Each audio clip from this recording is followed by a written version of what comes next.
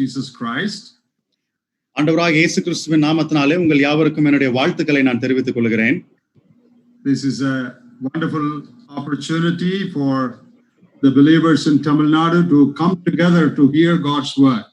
தமிழ்நாட்டில் உள்ள விசுவாசிகள் யாவரும் ஒன்றாக இணைந்து கர்த்தருடைய வார்த்தையை கேட்கும்படியான ஒரு அற்புதமான வாய்ப்பாக இது இருக்கிறது. I don't know of any other state where the whole state has come together like this.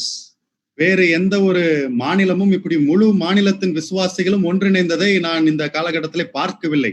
There are different assemblies that have come together, but not the whole state. அநேக சபைகள் இப்படியாக ஒன்று கூடியிருக்கிறார்கள், ஆனால் ஒரு முழு மாநிலமும் இப்படி கூடியிருப்பது இதுதான் முதல் முறையாக நான் பார்க்கிறேன். So this is a very good initiative. ஆகவே இது ஒரு நல்ல துவக்கமாக இருக்கிறது. I think many other states will follow this. அநேக மற்ற மாநிலங்கள் கூட இதை பின்பற்ற வேண்டும் என்று நான் நினைக்கிறேன்.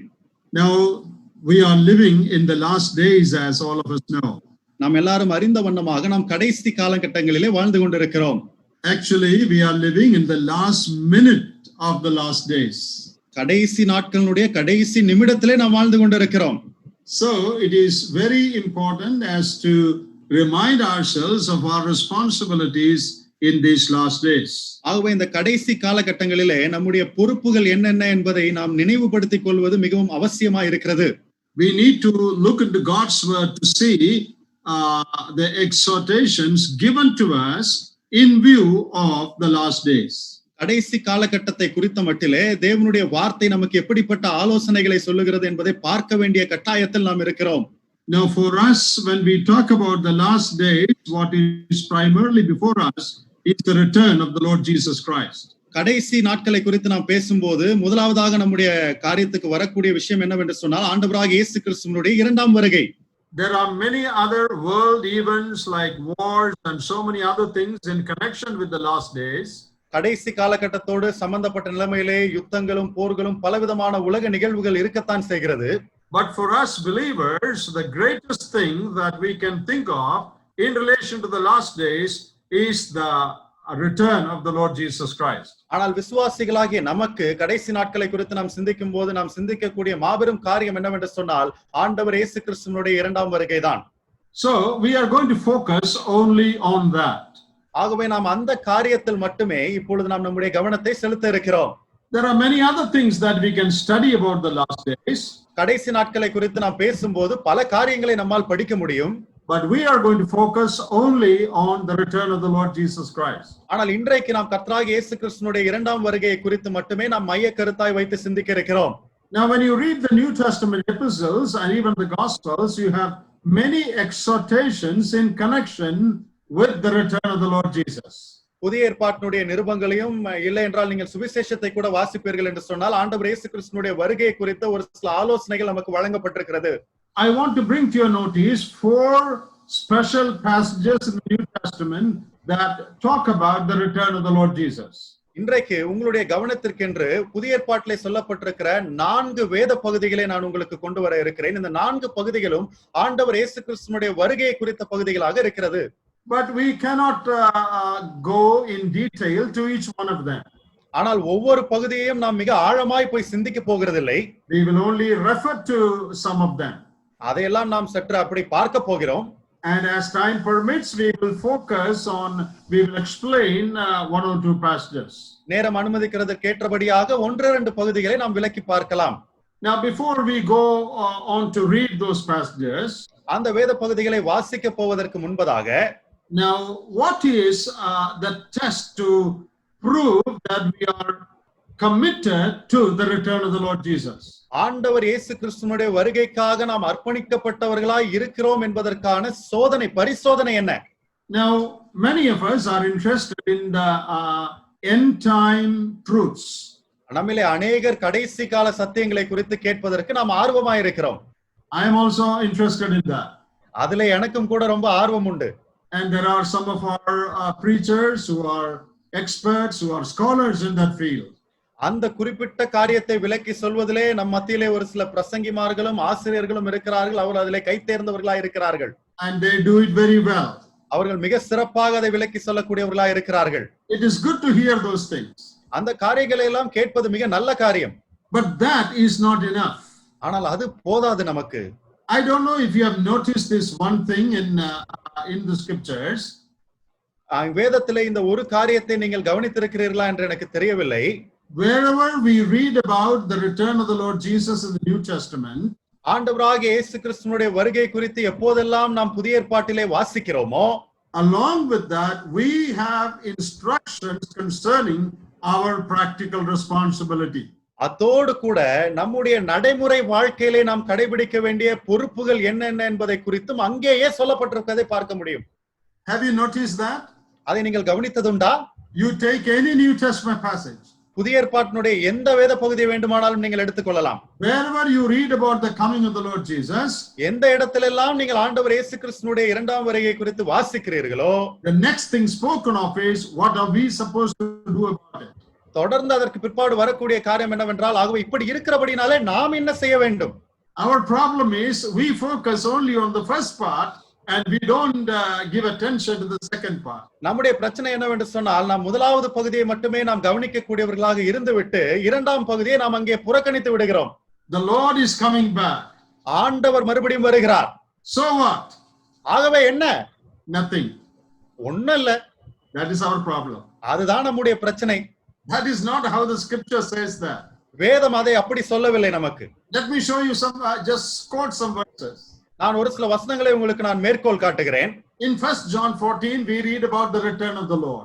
1 யோவான் 14வது அதிகாரத்திலே 1 யோவான் 14வது வசனத்திலே நாம் ஆண்டவர் இயேசு கிறிஸ்துவினுடைய வருகை குறித்து வாசிக்கிறோம். Sorry, it is John's Gospel chapter 14, not யோவான் சுவிசேஷம் 14வது அதிகாரம். There I go to prepare a place and I am coming back. அங்கே ஆண்டவர் சொல்லுகிறார், நான் உங்களுக்காக ஒரு ஸ்தலத்தை ஆயத்தம் பண்ணி கொண்டிருக்கிறேன், நான் மறுபடியும் வரப்போகிறேன். So what? அதனால என்ன இப்போ? Let not your heart be troubled. ஆகவே உங்களுடைய இருதயம் கலங்காதிருப்பதாக. Come to 1 Thessalonians chapter 4. 1 தெசலோனிக்கேயர் 4வது அதிகாரத்துக்கு வாருங்கள். We shall always be with the Lord. நாம் எப்பொழுதும் கர்த்தரோடு கூட இருப்போம். So what? அதனால என்ன இப்போ? Comfort one another with these words. ஆகவே இந்த வார்த்தைகளை கொண்டு ஒருவரை ஒருவர் தேற்றுங்கள். First John chapter 3. 1 யோவான் 3வது அதிகாரம். When he shall appear, we shall be like him. அவர் அங்கே தோன்றும் போது நாமும் அவரை போல் இருப்போம். Immediately we are reminded of our responsibility. உடனடியாக அந்த இடத்திலும் நம்முடைய பொறுப்பு என்ன என்று சொல்லி நமக்கு ஞாபகப்படுத்தப்படுகிறது. If you have this hope, உங்களுக்கு இந்த நம்பிக்கை இருக்குமானால், purify yourself just as he is pure. அவர் பரிசுத்தமாய் இருப்பது போல உங்களை நீங்களே சுத்திகரித்துக் கொள்ளுங்கள் என்று வாசிக்கிறோம். That is our responsibility. அதுதான் நம்முடைய பொறுப்பாய் இருக்கிறது. Apostle Peter talks about a future day when the whole earth will be burnt up. அப்போஸ்தலனாகிய பேதுரு எதிர்காலத்திலே ஒரு நாள் வரப்போகிறது, அந்த நாளிலே முழு உலகமும் அங்கே சுட்டெரிக்கப்படும் என்று சொல்லுகிறார். That is also an eschatological truth.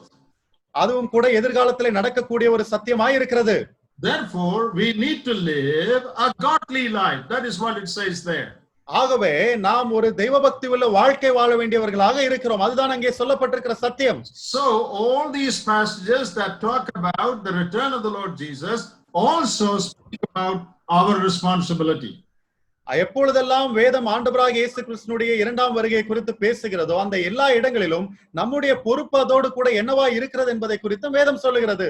So there is no point in getting excited about the return of the Lord Jesus without attending to our responsibilities. ஆகவே ஆண்டவராகிய இயேசு கிறிஸ்துவினுடைய வருகை குறித்து உற்சாகம் அடைவது பெரிய காரியம் அல்ல, நம்முடைய பொறுப்பை நாம் உணராமல் இருக்கும் பட்சத்தில். So if we can rearrange our lives, reorient our lives in view of the return of the Lord Jesus, then it's a great thing. ஆகவே ஆண்டவராகிய இயேசு கிறிஸ்துவினுடைய வருகையின் வெளிச்சத்திலே நம்முடைய வாழ்க்கையை நாம் சீர்படுத்திக் கொண்டு நம்முடைய வாழ்க்கையை நாம் ஒழுங்குபடுத்துவோம் என்று சொன்னால் அது ஆண்டவருடைய வருகை குறித்து நாம் உற்சாகம் அடைவதற்கு ஏதுவாய் இருக்கும். Our interest in future events or the return of the Lord Jesus should lead us to a better, godlier life. ஆண்டவர் இயேசு கிறிஸ்துவை குறித்த அந்த வருகை குறித்த காரியங்களை நாம் அங்கே ஆர்வமாய் இருக்கும் போதும் எதிர்காலத்திலே சம்பவிக்க போகிற காரியங்களை குறித்து நாம் ஆர்வமாய் இருக்கும் போதும் இந்த காரியங்கள் எல்லாம் நம்முடைய வாழ்க்கையை நாம் மெருகேற்றுவதற்கு சீர்படுத்துவதற்கு உகந்தவைகளாய் இருக்க வேண்டும். A man of God once made a statement. ஒரு தேவனுடைய மனுஷன் ஒருபோது இப்படியாக ஒரு வார்த்தை சொன்னார். This is what he said. அவர் சொன்ன காரியம் இதுதான். The test of our commitment to the doctrine of Christ's return is not our ability to draw charts or discern signs.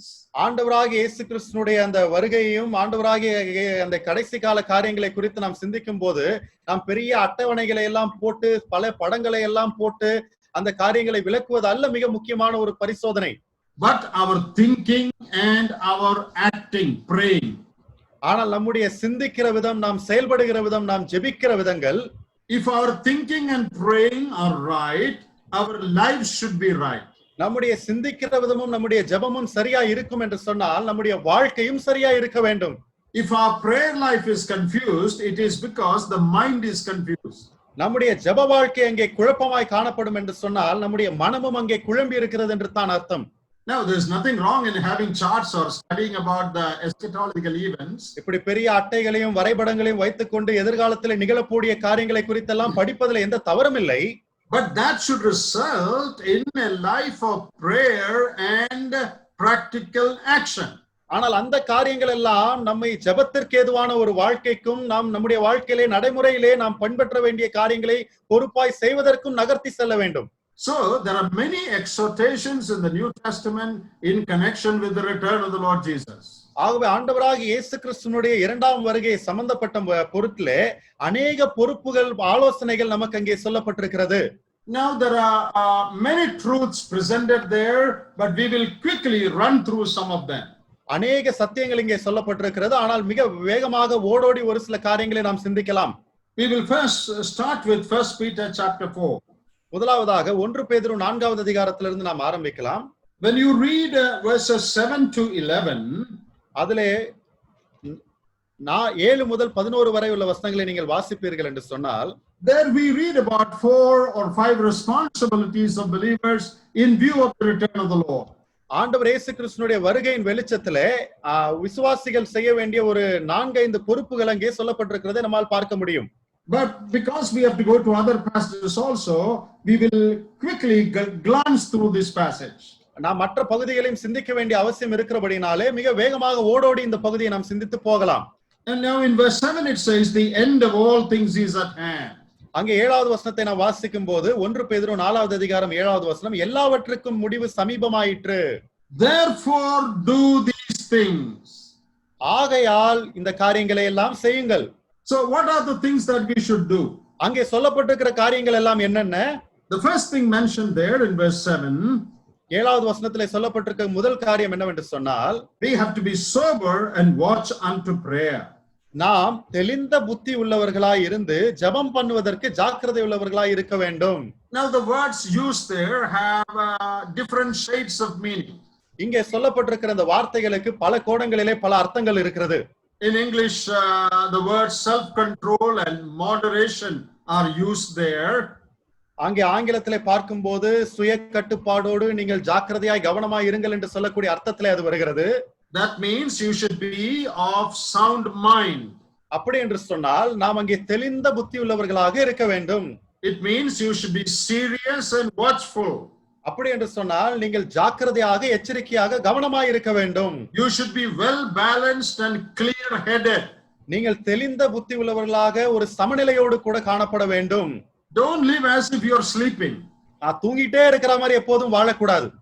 Always have sound mind. எப்பொழுதும் நமக்கு ஒரு தெளிந்த புத்தி இருக்க வேண்டும். Think properly. சரியாக சிந்திக்க வேண்டும். Be self-control. உங்களுடைய சுய கட்டுப்பாடோடு கூட நீங்கள் இருக்க வேண்டும். And focus on prayer. ஜெபத்திலே நீங்கள் அதிக கவனத்தை செலுத்த வேண்டும். Many believers are indifferent to the return of the Lord Jesus. அநேக விசுவாசிகள் ஆண்டவராகிய இயேசு கிறிஸ்துவின் வருகையை குறித்து எந்த ஒரு அக்கறையற்றவர்களாய் இருக்கிறார்கள். They believe the Lord is coming. ஆண்டவர் வருவாருன்னு நம்புறாங்க. That's all right, no problem. அதெல்லாம் பரவாயில்ல, ஆண்டவர் வர்றப்போ வரட்டும். So this passage says, don't be like that. இந்த வேத பகுதி சொல்லுகிறது நீங்கள் அப்படி இருக்க கூடாது. Be thoughtful about it. அதை குறித்து நீங்கள் எச்சரிக்கையா இருங்கள். Be clear minded, have a sound mind. அதை குறித்து நீங்கள் தெளிந்த புத்தி உள்ளவர்களாக சரியாய் சிந்திக்கக்கூடிய நிலைமையில இருக்க வேண்டும். Think through these things. இந்த காரியங்களினூடாக நீங்கள் சிந்தித்துக் கொண்டிருங்கள். Now the word self-control used there, அங்கே உபயோகப்படுத்தப்பட்டிருக்கிற சுய கட்டுப்பாடு என்று சொல்லக்கூடிய அந்த வார்த்தை, Plato of Greece, he gave a definition to that word. கிரேக்க நாட்டாராகிய அந்த பிளாட்டோ என்று சொல்லக்கூடியவர் அதற்காக ஒரு வரையறையை சொல்லி இருக்கிறார். He said that word refers to a sound mind and mastery over pleasure and desire. அவர் என்ன சொன்னார் என்று சொன்னால், தெளிந்த புத்தி உள்ளவர்களாக இருந்து எல்லா விதமான ஆசாபாசங்களுக்கும் இன்பங்களுக்கும் அடிபணியாமல் சுய கட்டுப்பாடோடு இருப்பதுதான் என்று சொன்னார். That's a definition he has given to that word in Greek language. கிரேக்க பாஷையிலே அவர் அந்த வார்த்தைக்கு கொடுத்த வரையறையாக இது இருக்கிறது. That means master your desires, master your pleasure. அப்படி என்று சொன்னால் நம்முடைய ஆசை இச்சைகளை நாம் அங்கே கட்டுப்படுத்த வேண்டும். நம்முடைய இச்சையடக்கத்தோடு நாம் காணப்பட வேண்டும். So in substance we can say we have to be sound-minded and self-control. ஆகவே நாம் தொகையாக சொல்ல வேண்டும் என்று சொன்னால் நாம் தெளிந்த புத்தி உள்ளவர்களாகவும் சுய கட்டுப்பாடோடு இச்சையடக்கத்தோடு வாழ வேண்டும். So that you can pray effectively. ஆகவே நாம் அங்கே வல்லமையாய் ஜெபிக்க முடியும். Now why is prayer so important in this context? இப்பொழுது இந்த பின்னணியிலே ஏன் ஜெபம் மிக அவசியமாக இருக்கிறது? Only when you pray you will know what are the things that you are supposed to do in view of the return of the Lord Jesus. நீங்கள் ஜெபிக்கும் போது தான் வருகையின் வெளிச்சத்திலே நீங்கள் என்னென்ன காரியங்களை எல்லாம் செய்ய வேண்டியவர்களாய் இருக்கிறீர்கள் என்பது உங்களுக்கு தெரியும். There are so many things we can do, but we cannot do all of them. அநேக காரியங்களை நம்மால் செய்ய முடியும், ஆனால் நாம் எல்லாவற்றையும் செய்துவிட முடியாது. So each one should pray what God wants him to do. ஆகவே ஒவ்வொருவரும் ஜெபித்து ஆண்டவர் நான் என்ன செய்ய சித்தமாய் இருக்கிறார் என்பதை அறிந்து கொள்வது அவசியமாய் இருக்கிறது. Get guidance and leading from the Lord about what you are supposed to do. நீங்கள் என்ன செய்ய வேண்டும் என்பதை குறித்த ஆலோசனையும் வழிகாட்டுதலையும் தேவனிடத்திலிருந்து நீங்கள் ஜெபித்து பெற்றுக்கொள்ள வேண்டும். Some people get involved in so many good things, but they accomplish nothing. அநேகர் பார்க்கும்போது அநேக நல்ல காரியங்களை செய்கிறார்கள், கடைசியிலே ஒன்றையும் சாதிக்கிறதில்லை. That's a waste of time. அது நேரத்தின் விரயமாய் இருக்கிறது. So we should seek the mind of the Lord, saying, Lord, there is very little time left. So what am I supposed to do with my life? ஆகவே ஆண்டவர் இதை குறித்து எப்படிப்பட்ட சிந்தையுள்ளவராய் இருக்கிறார் என்பதை நாம் நாட வேண்டும். ஆண்டவரே, கொஞ்சம் காலம் தான் இப்பொழுது பாக்கி இருக்கிறது. ஆகவே இந்த நேரத்திலே நான் என்ன செய்ய நீர் சித்தமாய் இருக்கிறீர் என்று அவரிடத்திலே கேட்க வேண்டும். And the next thing we are exhorted to do is to have fervent love among yourselves. அடுத்ததாக நமக்கு சொல்லப்பட்டிருக்கிற ஆலோசனை என்னவென்று சொன்னால், நம் மத்தியிலே அங்கே மேலான அன்புள்ளவர்களாய் நாம் இருக்க வேண்டும். There is very little time left, though there is no time to quarrel. ஆகவே நமக்கு கொஞ்ச காலம் தான் இருக்கு, இப்ப சண்டை போட நேரம் இல்லை. Forget about all that. அதையெல்லாம் மறந்து விடுங்கள். We don't have time for all that. அதற்கெல்லாம் இப்பொழுது நமக்கு நேரம் இல்லை. Be willing to suffer. Be willing to forgive. ஆகவே பாடுபடுவதற்கு ஆயத்தமாயிருங்கள். நீங்கள் அங்கே மன்னிப்பதற்கு ஆயத்தமாயிருங்கள். Have fervent agape love for one another. ஒருவரில் ஒருவர் ஊக்கமான அகாப்பே அன்புள்ளவர்களாய் இருங்கள் என்று சொல்லி பார்க்கிறோம். That's a very timely exhortation in view of the last times. கடைசி காலகட்டத்திலே என்று நாம் சிந்திக்கும் போது இந்த நேரத்திற்கு ஏற்ற ஒரு அறிகுறியா அது இருக்கிறது. Many believers waste their time and their life by going after petty quarrels. அநேக விசுவாசிகள் தங்களுடைய வாழ்க்கையும் தங்களுடைய நேரங்களையும் சின்ன சின்ன சண்டைகளை, தேவையில்லாத சண்டைகளை போட்டுக்கொண்டு வீணடித்துக் கொண்டிருக்கிறார்கள். Why did that person say this about me? அந்த நபர் என்னை குறித்து ஏன் இப்படி சொன்னார்?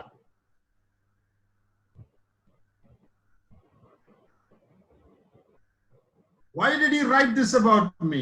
நீ ஏன் என்னை குறித்து இப்படி எழுதினாய்? And they go after small things in life. வாழ்க்கையினுடைய இப்படிப்பட்ட சின்ன சின்ன காரியங்களை எல்லாம் வைத்துக்கொண்டு பிரச்சனையை பெரிதாக்கி கொண்டிருக்கிறார்கள்.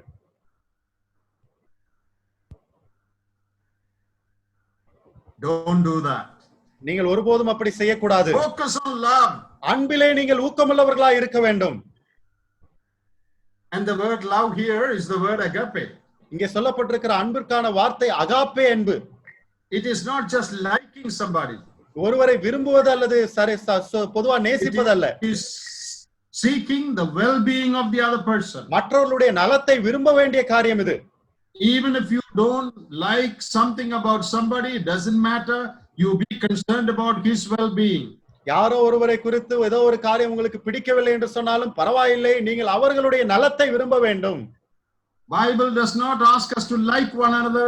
Bible only asks us to love one another. வேதம் நாம் யாரையும் ஒருவரை ஒருவர் நீங்கள் விரும்புங்கள் என்று சொல்லவில்லை, ஒருவரை ஒருவர் மேல் அன்பு கூறுங்கள் என்று தான் நமக்கு சொல்லி இருக்கிறது.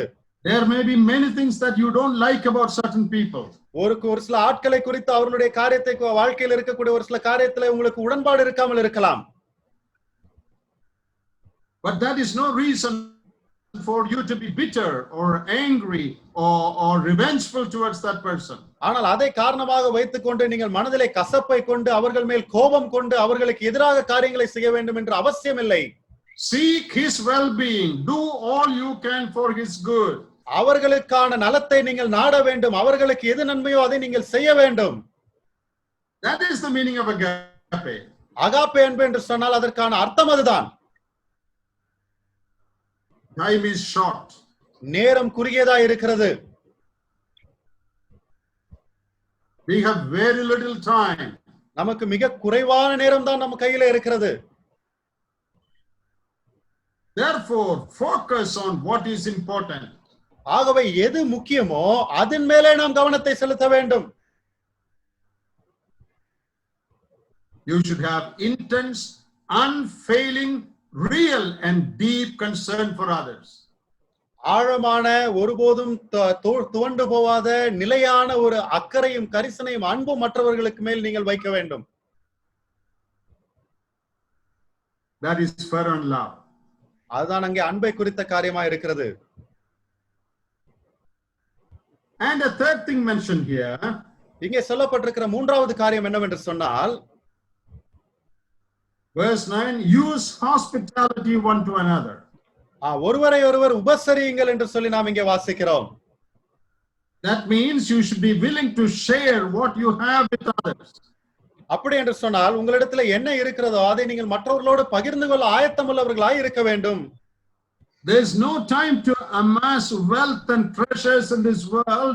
It is time to distribute it. இந்த உலகத்திலே நாம் ஆஸ்திகளையும் சொத்துகளையும் பணத்தையும் சேர்த்து வைக்கிறதுக்கு இங்க நேரம் இல்லை. அதை நாம் அங்கே பகிர்ந்து கொடுக்க வேண்டிய நேரம் வந்து விட்டது. If you heap up treasures and the Lord comes, Antichrist will take all of them. அங்கே எப்படியாக நீங்கள் சொத்துக்களை சேர்த்து குவித்துக் கொண்டிருப்பீர்கள் என்று சொன்னால் திடீரென்று கர்த்தர் வருவார் என்றால் அந்த சொத்தை எல்லாம் அந்திகிறிஸ்து எடுத்துக்கொண்டு போய் விடுவான். Share what you have. உங்களிடத்துல என்ன இருக்கிறது என்பதை நீங்கள் பாருங்கள். Practice hospitality. உங்களிடத்துல இருக்கிற காரியத்தை நீங்கள் பகிர்ந்து கொண்டு உபசரிப்பை நீங்கள் பின்பற்றுங்கள். Be concerned about the needs of others. மற்றவர்களுடைய தேவையை குறித்து நீங்கள் அக்கறை உள்ளவர்களாய் இருங்கள். And the next thing mentioned there, அடுத்ததாக இங்கே சொல்லப்பட்டிருக்கிற காரியம் 11வது வசனத்துல என்னவென்று சொன்னா 10-11 வசனங்களில் நாம் வாசிக்கிறது என்னவென்றால், minister one to the other using the gifts God has given you. அவனவன் பெற்ற வரத்தின்படியே நீங்கள் ஒருவருக்கொருவர் உதவி செய்யுங்கள். That is, make proper use of the spiritual gifts God has given you. ஆண்டவர் உங்களுக்கு கொடுத்திருக்கக்கூடிய ஆவிக்குரிய வரங்களை சரியாக நீங்கள் பிரயோகிக்க வேண்டும். That is another responsibility. அது நமக்குடைய இன்னொரு பொறுப்பாய் இருக்கிறது. God has given spiritual gifts to all brothers and sisters, all believers. எல்லா சகோதர சகோதரிகளுக்கும் எல்லா விசுவாசிகளுக்கும் ஆண்டவர் ஆவிக்குரிய வரங்களை கொடுத்திருக்கிறார். And the sphere of exercise may be different for men and women. அங்கே அங்கே நடைமுறைப்படுத்தக்கூடிய விதம் ஆண்களுக்கும் பெண்களுக்கும் வித்தியாசமா இருக்கிறது. Whatever that be, whatever gifts God has given, use it for the edification and blessing of other believers. அது என்னவாக இருந்தாலும் ஆண்டவர் உங்களுக்கு எப்படிப்பட்ட வரத்தை கொடுத்திருந்தாலும் அது மற்ற விசுவாசிகளுடைய பக்தி விருத்திக்கு ஏதுவாக அந்த ஆவிக்குரிய வரங்களை நீங்கள் பயன்படுத்த வேண்டும். And your focus should be the glory of God. Verse 11 says that God in all things may be glorified through Jesus Christ. உங்களுடைய நோக்கம் எல்லாம் ஆண்டவருடைய மகிமையை பற்றித்தான் இருக்க வேண்டும். இந்த வரங்களை பயன்படுத்தும் போது இதன் மூலமாக நீங்கள் ஆண்டவரை மகிமைப்படுத்த வேண்டும் என்பதுதான் உங்களுடைய மையமாய் இருக்க வேண்டும். Don't use your gifts for your own glory. உங்களுடைய ஆவிக்குரிய வரங்களை உங்களுடைய சொந்த மகிமைக்காக நீங்கள் பிரயோகிக்க கூடாது. Use it for the glory of God and the edification of believers. இதை ஆண்டவருடைய நாமத்தின் மகிமைக்காகவும் விசுவாசிகளுடைய பக்தி விருத்திக்காகவும் நீங்கள் பயன்படுத்த வேண்டும். So these are the four things Apostle Peter tells us in view of the return of the Lord. ஆகவே ஆண்டவருடைய வருகையின் வெளிச்சத்திலே நாம் பின்பற்ற வேண்டிய 4 காரியங்களாக இங்கே அப்போஸ்தலனாகிய பேதுரு இவைகளை குறிப்பிட்டு சொல்லுகிறார். Pray, be self-controlled so that you can pray. நீங்கள் சுய கட்டுப்பாடோடு இருங்கள், அதன் மூலமாக நீங்கள் ஜெபிக்க முடியும். Have fervent love for one another. மற்றவர்கள் மேல் நீங்கள் ஊக்கமான அன்பு கொண்டவர்களாய் இருக்க வேண்டும். Share what you have and practice hospitality. உங்களிடத்தில் இருக்கக்கூடிய காரியங்களை எல்லாம் பகிர்ந்து கொண்டு உபசரிப்பை நாட வேண்டும். And the fourth thing is use your gifts for the glory of God and the edification of other believers. நான்காவதாக உங்களுடைய ஆவிக்குரிய வரங்களை கர்த்தருடைய நாமத்தின் மகிமைக்காகவும் மற்ற விசுவாசிகளுடைய பக்தி விருத்திக்காகவும் நீங்கள் பயன்படுத்த வேண்டும். Now let us turn to the book of Titus. இப்பொழுது தீத்து புத்தகத்துக்கு நேராக நாம் திருப்பிக் கொள்ளலாம். There we are exhorted to do certain things in view of the return of the Lord Jesus. இந்த இடத்திலும் கூட ஆண்டவராகிய இயேசு கிறிஸ்துவினுடைய வருகையின் வெளிச்சத்திலே நாம் ஒரு சில காரியங்களை செய்ய வேண்டும் என்று நாம் அறிவுறுத்தப்படுகிறோம். When you read Titus 2 verses 11 to 14, தீத்து 2வது அதிகாரம் 11 முதல் 14 வரை உள்ள வசனங்களை நீங்கள் வாசிப்பீர்களாகில், there we read about our blessed hope and the glorious appearing of the great God and our Savior Jesus Christ.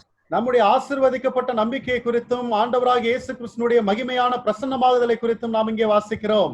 Now in that connection there are practical exhortations given there. அதன் தொடர்பாக இங்கே ஒரு சில நடைமுறை ஆலோசனைகள் நமக்கு சொல்லப்பட்டிருக்கிறது. How should we look for that blessed hope? அப்படிப்பட்ட மகிமையின் நம்பிக்கையை நாம் எப்படிப்பட்ட நிலைமையிலே எதிர்நோக்கினவர்களாய் இருக்க வேண்டும்?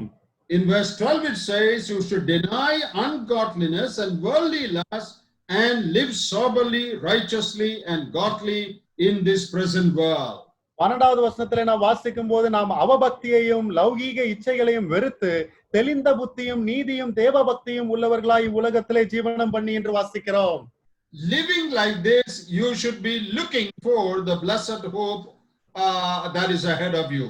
இப்படிப்பட்ட நிலைமையிலே நாம் வாழும் போது தான் நாம் அங்கே நமக்கு முன்பாக இருக்கக்கூடிய மகிமையின் நம்பிக்கையை எதிர்நோக்கினவர்களாய் இருக்க வேண்டும்.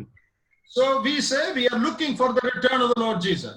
நாம் சொல்லுகிறோம் ஆண்டவராகிய இயேசு கிறிஸ்துவினுடைய வருகைக்காக நாம் காத்துக் கொண்டிருக்கிறோம் என்று. But how should we be looking for that? ஆனால் அதற்கு நாம் எதிர்நோக்கும் போது நாம் எப்படிப்பட்டவர்களாய் இருக்க வேண்டும்? Living a life as mentioned here. இங்கே சொல்லப்பட்டிருக்கிற விதமாக நம்முடைய வாழ்க்கையை நாம் வாழ வேண்டும். Now what kind of a life should we live as we look for the return of the Lord Jesus? ஆண்டவராகிய இயேசு கிறிஸ்துவினுடைய வருகையை எதிர்நோக்கி கொண்டிருக்கும் போது நாம் எப்படிப்பட்ட வாழ்க்கை வாழ வேண்டியவர்களாக இருக்கிறோம்? We should learn the lessons taught by the grace of God. தேவ கிருபையினாலே நமக்கு போதிக்கப்பட்டிருக்கிற அந்த வசனங்களை நாம் அங்கே போதனைகளை நாம் படித்துக் கொள்ள வேண்டும். In verse 12, in English it is verse 12, it says, deny ungodliness and worldly lust. அங்கே 12வது வசனத்திலே நாம் வாசிக்கிறோம், அவபக்தியையும் லௌகீக இச்சைகளையும் நாம் வெறுக்க வேண்டும். That is how we should live. நாம் அப்படித்தான் வாழ வேண்டும். Denying ungodliness and worldly lust. அவபக்தியையும் லௌகீக இச்சைகளையும் நாம் வெறுக்க வேண்டும். So as we wait and live for the return of the Lord, ஆண்டவராகிய இயேசு கிறிஸ்துவினுடைய வருகைக்காக காத்துக்கொண்டு நாம் வாழும் இந்த நாட்களிலே we should focus on denying all ungodliness. சகலவிதமான அவபக்திக்குரிய காரியங்களையும் நாம் அங்கே வெறுக்க வேண்டும். Ungodliness is anything unlike God, anything that does not suit the character of God. அவபக்தி என்று சொல்லும்போது தேவனுடைய குணாதிசயத்துக்கு ஒத்து போகாத எந்த காரியமா இருந்தாலும் அதுதான் அவபக்தி. And we should deny it. அதை நாம் அங்கே அறவே வெறுக்க வேண்டும். In some English translations it says say no to it. ஒரு சில ஆங்கில மொழிபெயர்ப்புகளே அதற்கு நீங்கள் வேண்டாம் என்று சொல்லிவிடுங்கள் என்று வாசிக்கிறோம். So you should keep on saying no to all ungodliness. ஆகவே சகலவிதமான அவபக்திக்கும் நீங்கள் வேண்டாம், இதை நான் செய்ய மாட்டேன் என்று சொல்ல வேண்டும். Before we were saved, we were living ungodly lives. நாம் அங்கே ரட்சிக்கப்படுவதற்கு முன்பாக நாம் அவபக்தியான வாழ்க்கை வாழ்ந்து கொண்டிருந்தோம். But now that we are saved, the grace of God is teaching us to live a godly lives. ஆனால் இப்பொழுது நாம் ரட்சிக்கப்பட்ட பிற்பாடு தேவனுடைய கிருபையானது நாம் அங்கே தெய்வபக்தி உள்ள வாழ்க்கை வாழ்வதற்கு நமக்கு போதிக்கிறது. There is ungodliness all around us. நம்மை சுற்றிலும் எங்கு பார்த்தாலும் அங்கே அவபக்தியை பார்க்கலாம். In what we see, what we hear, everything, everywhere is ungodliness. நாம் என்ன பார்க்கிறோமோ, நாம் என்ன கேட்கிறோமோ, எல்லாவற்றிலும் எல்லா இடத்திலும் அவபக்தி நிறைந்து காணப்படுகிறது. And we should make it a point to keep on saying no, no, no to every form of ungodliness. தொடர்ச்சியாக எல்லா விதமான அவபக்திக்கும் எதிராக நாம் இல்லை இல்லை வேண்டாம் என்று சொல்லிக்கொண்டே இருக்க வேண்டும். It is possible only by the strength or the grace that the Holy Spirit gives us. பரிசுத்த ஆவியானவர் நமக்கு கொடுக்கக்கூடிய பலத்தினாலும் கிருபையினாலும் தான் இந்த காரியம் சாத்தியமாகும். We cannot do this in our own power. இதை நம்முடைய சொந்த பலத்தினாலே நம்மால் செய்துவிட முடியாது. But we should depend on God every day and seek the power of the Holy Spirit so that we will keep on saying no to every form of ungodliness. ஒவ்வொரு நாளும் நாம் தேவனை சார்ந்து கொண்டிருந்து பரிசுத்த ஆவியானவருடைய பலத்தினாலே கிருபையினாலே நாம் இப்படிப்பட்ட அவபக்திக்கு ஒவ்வொரு நாளும் நாம் வேண்டாம் இல்லை என்று சொல்லி அதை நாம் புறக்கணிக்க வேண்டும். It is a constant battle because we are faced with ungodliness all the time. இது நாம் தொடர்ச்சியாக நாம் ஈடுபட்டிருக்கக்கூடிய ஒரு யுத்தத்தை போல இருக்கிறது. ஏனென்று சொன்னால் எல்லா நேரங்களிலும் சகல நேரத்திலும் இப்படிப்பட்ட அவபக்தி நம்மை சூழ்ந்திருக்கிறது. But the Lord can give us so much strength that we can have victory over them. ஆனால் இதையெல்லாம் மேற்கொண்டு இதன் மேல் ஜெயம் கொள்வதற்கு தேவையான பலத்தை ஆண்டவர் நமக்கு கொடுத்திருக்கிறார். Learn to say no to ungodliness as you wait for the coming of the Lord Jesus. ஆகவே நீங்கள் ஆண்டவருடைய வருகைக்காக காத்துக் கொண்டிருக்கிற இந்த நேரத்திலே நீங்கள் அவபக்திக்கு வேண்டாம் என்று சொல்லக்கூடிய துணிச்சல் உள்ளவர்களாய் இருக்க வேண்டும். Is there anything in my life that does not suit the character of God? என்னுடைய வாழ்க்கையில் இருக்கக்கூடிய ஏதாவது ஒரு காரியம் ஆண்டவருடைய குணாதிசயத்துக்கு ஒத்ததா இருக்கவில்லையா? And second thing is worldly lust. இரண்டாவதாக உலக இச்சை, Desires of the world. இந்த லௌகீக உலகத்தினுடைய இச்சைகள், The value system of the world. இந்த உலகத்தினுடைய காரியங்களை பார்க்கக்கூடிய அந்த கண்ணோட்டங்கள், The thought pattern of the world in which God has no place. அங்கே உலகம் சிந்திக்கக்கூடிய ஒரு விதம், அது அங்கே தேவனுக்கு இடமில்லை. We should reject all that. அப்படிப்பட்ட எல்லா காரியங்களையும் நாம் முற்றிலுமாய் புறக்கணிக்க வேண்டும். No value system of the world, no priority of the world should become our priority. உலகத்தினுடைய காரியங்களும் உலகத்தினுடைய முக்கியத்துவங்களும் நம்முடைய முக்கியத்துவமாய் மாறிவிடக் கூடாது. And then it goes on to say we should live soberly, righteously and godly. அதற்கப்புறமாக நாம் தொடர்ந்து வாசிக்கும் போது தெளிந்த புத்தியும் நீதியும் தேவ பக்தியும் உள்ளவர்களாய் வாழ வேண்டும் என்று வாசிக்கிறோம். So the first word soberly has to do with self-control as we considered in 1 Peter. அதிலே சொல்லப்பட்டிருக்கிற அந்த முதல் வார்த்தையாகிய அந்த தெளிந்த புத்தி என்று சொல்லக்கூடிய காரியம் நாம் ஏற்கனவே 1 பேதுருவிலே சிந்தித்த அதே காரியமாய் இருக்கிறது. அது நம்முடைய சுய கட்டுப்பாட்டை சார்ந்ததாய் இருக்கிறது. Before we were saved, we did not have any self-control. நாம் ரட்சிக்கப்படுவதற்கு முன்பாக நம்முடைய வாழ்க்கையில எந்த விதமான சுய கட்டுப்பாடும் இச்சையடக்கமும் இல்லை. Now that we are saved, we should learn to live a life under the control of the Holy Spirit. இப்பொழுது நாம் ரட்சிக்கப்பட்டவர்களாய் இருக்கிறபடினாலே பரிசுத்த ஆவியானவருடைய கட்டுப்பாட்டுக்குள் வாழக்கூடிய ஒரு வாழ்க்கை வாழ நாம் பழகிக் கொள்ள வேண்டும். Now this word mainly talks about our internal thought life. இந்த வார்த்தையானது அடிப்படையிலே நம்முடைய உள்ளான அங்கே சிந்தனை வாழ்க்கை குறித்த காரியமாய் இருக்கிறது. That is where we need to exercise self-control first of all. அந்த இடத்திலே தான் நாம் முதலாவதாக நாம் சுய கட்டுப்பாடுடையவர்களாக காணப்பட வேண்டும். In 2 Corinthians chapter 10 and verse 5, 2 கொரிந்தியர் 10வது அதிகாரம் 5வது வசனத்திலே Paul talks about bringing into captivity every thought to the obedience of Christ. நம்முடைய எல்லா சிந்தைகளையும் கிறிஸ்துவனுடைய அங்கே பாதத்துக்கு கீழ்ப்படுத்தி நாம் கொண்டு வர வேண்டும் என்று சொல்லி நாம் அங்கே சிறைப்படுத்த வேண்டும் என்று வாசிக்கிறோம்.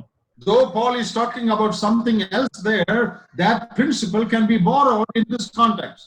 அங்கே அப்போஸ்தலனாகிய பவுல் வேறொரு பின்னணியிலே அதை சொன்னாலும் கூட அந்த தத்துவமானது இந்த பின்னணிக்கு பொருந்தக்கூடியதா இருக்கிறது. Bring into captivity every thought. நம்முடைய சகல சிந்தனைகளையும் நாம் அங்கே சிறைப்படுத்த வேண்டும்.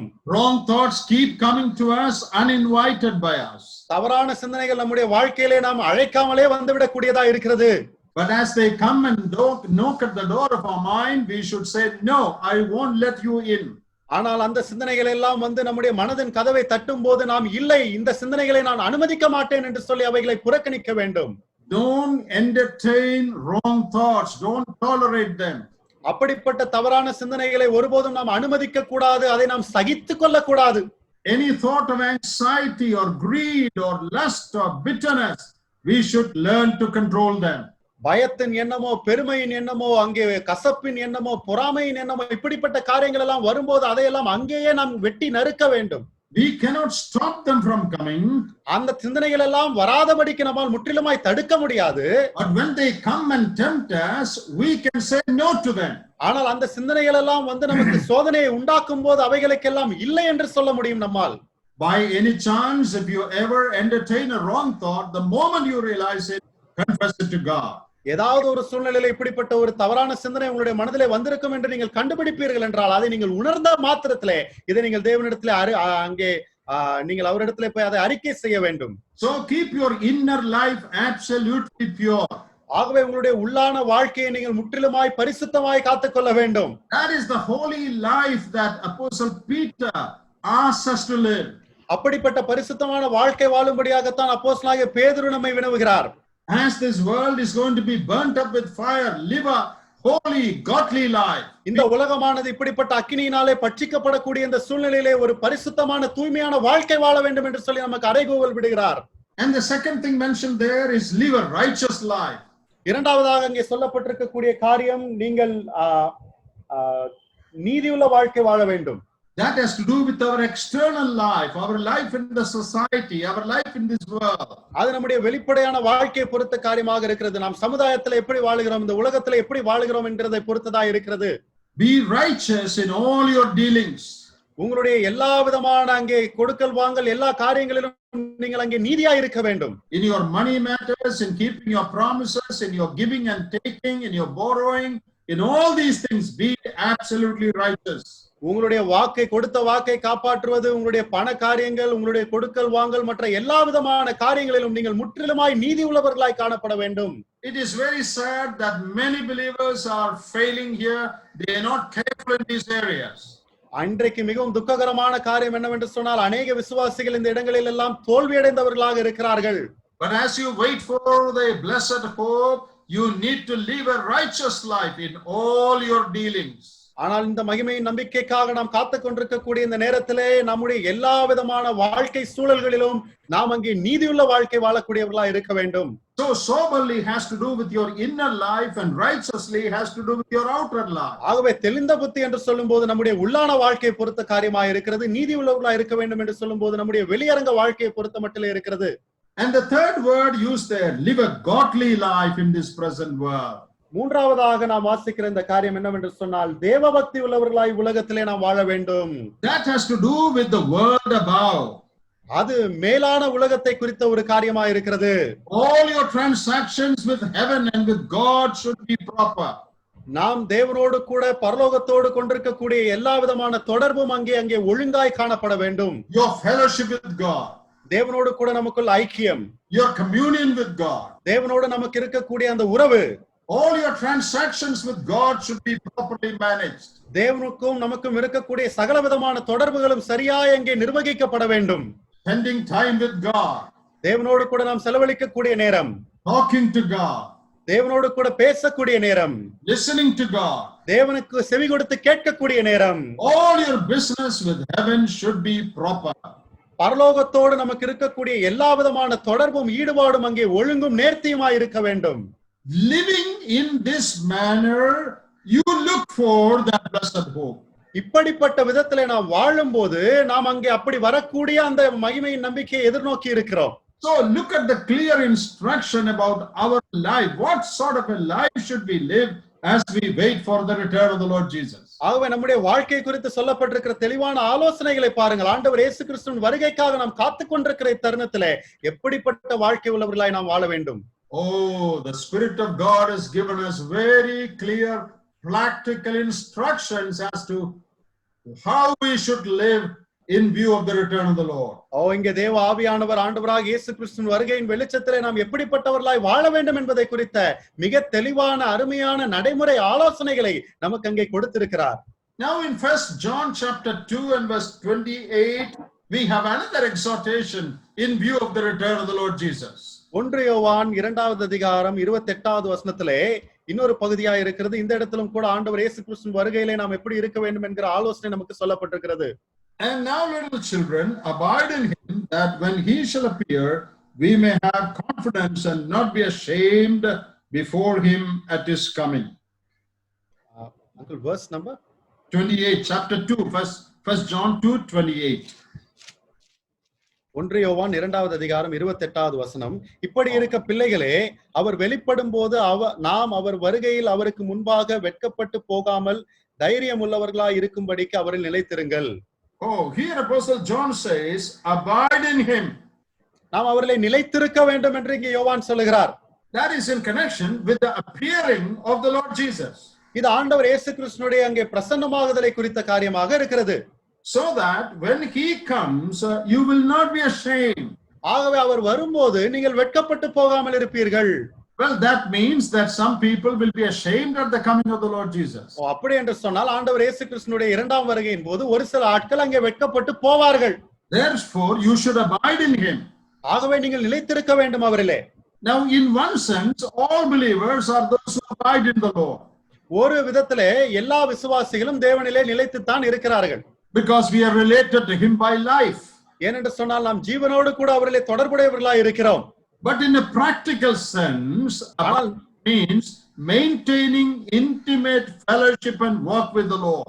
ஆனால் நடைமுறையிலே பார்க்கும்போது அவரோடு கூட நிலைத்திருத்தல் என்று சொல்லும்போது அவரோடு கூட இணக்கமாக இசைந்து நெருக்கமாக ஜீவிப்பது. In Gospel of John 15, the Lord Jesus spoke about bearing fruit as a result of abiding. யோவான் சுவிசேஷம் 15வது அதிகாரத்தில் நாம் வாசிக்கும் போது நாம் அவர்களை நிலைத்திருப்பதற்கான ஆதாரமாக நாம் கனி கொடுக்க வேண்டியவர்களாய் இருக்க வேண்டும் என்று சொல்லி வாசிக்கிறோம். So in one sense, all the believers abide in him. ஆகவே ஒரு விதத்திலே பார்க்கும்போது எல்லா விசுவாசிகளும் அவர்களை நிலைத்துத்தான் இருக்கிறார்கள். But in a practical sense, we need to maintain an intimate fellowship and walk with God every day so that we will have no reason to be ashamed when the Lord comes. ஆனால் நடைமுறை அம்சத்தில் இதை நாம் பார்க்கும்போது ஒவ்வொரு நாளும் அன்றாடம் நாம் தேவனோடு கூட இசைந்து நெருங்கின உறவிலே காணப்பட வேண்டும். அப்படி நாம் இருக்கும்போது ஆண்டவர் வரும்போது நாம் அங்கே வெட்கப்பட்டு போவதற்கான வாய்ப்பில்லை. So we need to make sure that we abide in him. We walk in intimate fellowship with him every day of our life, giving no reason for us to be put to shame at the coming of the Lord. ஆகவே இந்த காரியத்தை நாம் உறுதி செய்து கொள்ள வேண்டும், நிச்சயப்படுத்திக் கொள்ள வேண்டும். நம்முடைய வாழ்க்கையில அன்றாடம் நாம் தேவனோடு கூட இணைந்து நெருக்கமாய் ஒவ்வொரு நாளும் வாழ வேண்டும். ஆகவே ஆண்டவர் வரும்போது நாம் ஒருபோதும் வெட்கப்பட்டு போகாமல் இருப்போம். Let me take you to one more passage where we are where we are given exhortation in view of the return of the Lord. இன்னொரு வேத பகுதிக்கு கூட போகலாம். அங்கேயும் கூட ஆண்டவராகிய இயேசு கிறிஸ்துவின் வருகை குறித்த நமக்கு நடைமுறை ஆலோசனை சொல்லப்பட்டிருக்கிறது. That is in Philippians chapter 1. அது பிலிப்பியருக்கு எழுதின நிருபம் 1வது அதிகாரம். There Apostle Paul is making a prayer for the believers in Philippi. இங்கே பிலிப்பு பட்டணத்தில் இருக்கக்கூடிய விசுவாசிகளுக்காக அப்போஸ்தலனாகிய பவுல் ஒரு ஜெபத்தை ஏறெடுக்கிறார். And from verse 9 to 11 Paul is making that prayer. 9 முதல் 11 உள்ள வசனங்களிலே அந்த ஜெபத்தை நாம் பார்க்க முடியும்.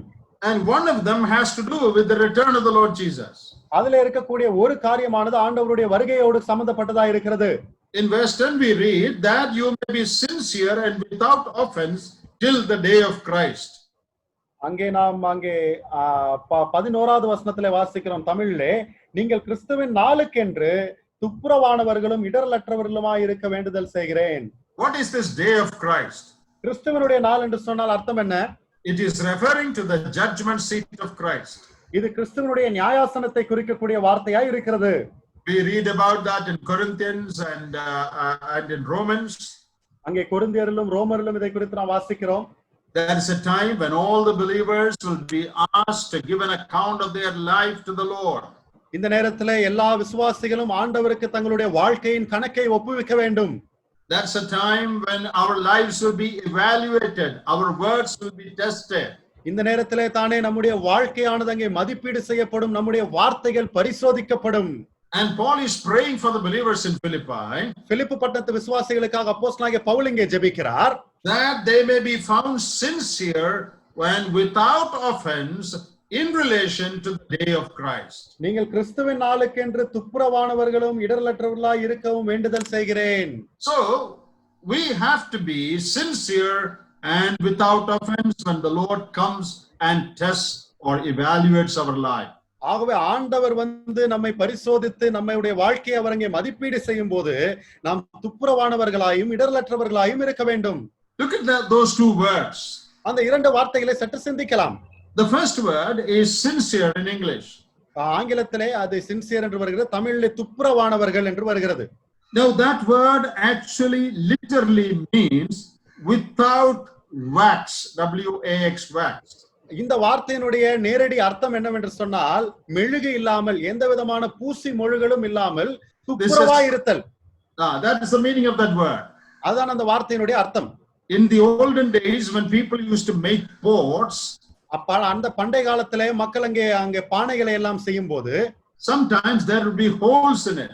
சில நேரங்களிலே அந்த பானைகளிலே ஒருவேளை சில ஓட்டைகள் காணப்படலாம். And these sellers or makers would plug those holes with wax. அங்க விற்கக்கூடிய அந்த விற்பனையாளர்கள் அந்த ஓட்டைகளை அடைக்கும்படிக்காக அதன் மேலே மெழுகு பூசுவார்கள். And people when they come to buy, they will hold this pot against sunlight. அங்கே மக்கள் அந்த பானையை வாங்க வரும்போது அவர்கள் என்ன செய்வார்கள் என்று சொன்னால் அந்த பானையை தூக்கி சூரிய வெளிச்சத்துக்கு நேராக காட்டுவார்கள். And then they can find out if there are holes. அதிலே துவாரங்கள் அல்லது ஓட்டைகள் இருக்கும் என்று சொன்னால் அதன் மூலமாக அவர்கள் அதை கண்டுபிடிப்பார்கள். And if there is no wax, they will say sine cera, which means no wax. அங்கே இருக்கக்கூடிய அங்கே எந்த விதமான மெழுகும் இல்லை என்று சொன்னால் அங்கே மெழுகு இல்லை, துப்புரவாய் இருக்கிறது என்று அவர்கள் சொல்லுவார்கள். That is the meaning of what is written here. ஆகவே இங்கே இது எழுதப்பட்டிருக்கிறதுடைய அர்த்தம் இதுதான். When the Lord holds us against his light at the judgment seat of Christ, கிறிஸ்துவினுடைய நியாயாசனத்திலே தம்முடைய வெளிச்சத்திற்கு முன்பாக தேவன் நம்மை இங்கே நிறுத்தும்போது he should be able to say, this is genuine. There's no makeup, there's no hiding, there's no polishing. ஆகவே அவர் சொல்ல வேண்டும் அந்த நேரத்திலே, இவன் ஒரு உண்மையான ஒரு காரியம், இது ஒரு உண்மையான வாழ்க்கை, இதுல எந்த பூசி மொழிவலும் இல்லை, இதுல எந்த ஒரு மறைவும் இல்லை என்று சொல்ல வேண்டும். This is a very serious thing, brothers and sisters. அருமையான சகோதர சகோதரிகளே, இது மிக மிக முக்கியமான காரியமா இருக்கிறது. We can pretend before people. நாம் மக்கள் முன்பாக நாடகம் ஆடலாம். We can plug our holes to show people. நாம் அங்கே நம்முடைய ஓட்டைகளை எல்லாம் அடைத்து நாம் நிறைவாய் காணப்படலாம். We can justify with so many reasonings. பல காரியங்களை எல்லாம் சொல்லி நாம் நம்மை நியாயப்படுத்திக் கொள்ளலாம். But when we stand before the Lord Jesus and he tests us, ஆனால் ஆண்டவர் இயேசு கிறிஸ்து முன்பாக நிற்கும்போது அவர் நம்மை பரிசோதித்து பார்க்கும்போது in the light of his countenance, அவருடைய வெளிச்சத்தின் முகநாடியின் முன்பாக will he be able to say, no wax, he is sincere, he is genuine. இவனிடத்துல எந்த விதமான மெழுகும் இல்லை, பூசி மொழிவலும் இல்லை, இவன் உண்மையான ஊழியக்காரன் என்று அவரால் சொல்லக்கூடுமா? We should be able to live like that. நாம் அப்படிப்பட்ட வாழ்க்கை வாழக்கூடியவர்களாக இருக்க வேண்டும் பிரியமானவர்களே. In our service and also in our life. நம்முடைய ஊழியத்திலும் சரி நம்முடைய வாழ்க்கையிலும் சரி நாம் அப்படி வாழ வேண்டும். This is applicable to all brothers and sisters. இது எல்லா சகோதர சகோதரிகளுக்கும் பொருத்தமானதா இருக்கிறது. Our life should be found without guile, without hypocrisy. நம்முடைய வாழ்க்கையானது எந்த விதமான மாய்மாலமும் எந்த விதமான குற்றமும் இல்லாமல் காணப்பட வேண்டும். And one more word is used there. அங்க இன்னொரு வார்த்தை கூட பயன்படுத்தப்பட்டிருக்கிறது, இடரலற்றவர்களாய். இடரலற்றவர்களாய் அதனுடைய அர்த்தம் என்ன? Without offense is in relation to other people. இடரலற்றவர்களாய் என்று சொல்லும்போது இது மற்றவர்களை சம்பந்தப்படுத்தின காரியமாய் இருக்கிறது. There is no problem unsettled with other people. மற்றவர்களோடு கூட அங்கே சரி செய்யப்படாத பிரச்சனைகள் எதுவும் இருக்கக்கூடாது. The first word sincere talks about personal integrity, and without offense talks about relational integrity. அதனுடைய முதலாவது வார்த்தை துப்புரவானவர்கள் என்று சொல்லும்போது தனிப்பட்ட வாழ்க்கையில நாம் உண்மையுள்ளவர்களா இருக்க வேண்டும் என்பது, இரண்டாவதாக இடரலற்றவர்களா இருக்கும்போது இருக்க வேண்டும் என்று சொல்லும்போது மற்றவர்களை பொறுத்த மட்டிலே அவர்களோடு கூட நாம் கொண்டிருக்கக்கூடிய உறவிலே நாம் அங்கே பரிசுத்தமாய் தூய்மையா இருக்க வேண்டும். At the judgment seat of Christ, we should be found having no offense, no problem with anyone. ஆண்டவருடைய நியாயாசனத்திற்கு முன்பாக நாம் நிற்கும் போது எந்த விதமான இடரலும் யாரோடும் கூட நமக்கு இல்லாமல் எல்லாரோடும் கூட நாம் நல்லுறவிலே காணப்பட்டவர்களா இருக்க வேண்டும்.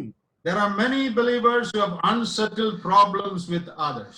அநேக விசுவாசிகளுடைய வாழ்க்கையிலே மற்றவர்களோடு சரி செய்யாத ஏராளமான பிரச்சனைகள் இருக்கிறது. What does the scripture ask us to do? வேதம் நம்மை என்ன செய்ய சொல்லி இருக்கிறது? You know, in the book of Romans 12 and 18 it says, ரோமர் 12வது அதிகாரம் 18வது வசனத்திலே நாம் இப்படி வாசிக்கிறோம், as far as it depends on you, if possible, live peaceably with all men. கூடுமானால் உங்களால் ஆன மட்டும் எல்லா மனுஷரோடும் சமாதானமாய் இருங்கள். What does that mean? அதனுடைய அர்த்தம் என்ன? All you have to do to settle a problem, you must do it. ஒரு பிரச்சனையை சரி செய்ய உங்கள் பட்ஜெட்டிலிருந்து நீங்கள் என்னவெல்லாம் செய்ய வேண்டுமோ அதை எல்லாம் நீங்கள் செய்ய வேண்டும். If it is not settled, even after that, it's not your responsibility. You leave it to God. அதையெல்லாம் நீங்கள் செய்த பிற்பாடும் அந்த பிரச்சனை ஒரு தீர்வுக்கு வரவில்லை என்று சொன்னால் அதற்கு மேலே அது உங்களுடைய பொறுப்பல்ல. அதை நீங்கள் தேவனிடத்திலே ஒப்படைத்து விடுங்கள். This is the only place in the Bible, I think, where we are told to do something if possible. ஒரே ஒரு இடம் வேதத்திலே இந்த இடத்திலே மட்டும்தான் கூடுமானால் இப்படி செய்யுங்கள் என்று சொல்லக்கூடியதை நாம் பார்க்கிறோம். Bible doesn't say if possible don't tell lies. உங்களுக்கு கூடுமானால் நீங்கள் பொய் சொல்லாமல் இருங்கள் என்று சொல்லி வேதம் ஒருபோதும் நமக்கு சொல்லவில்லை.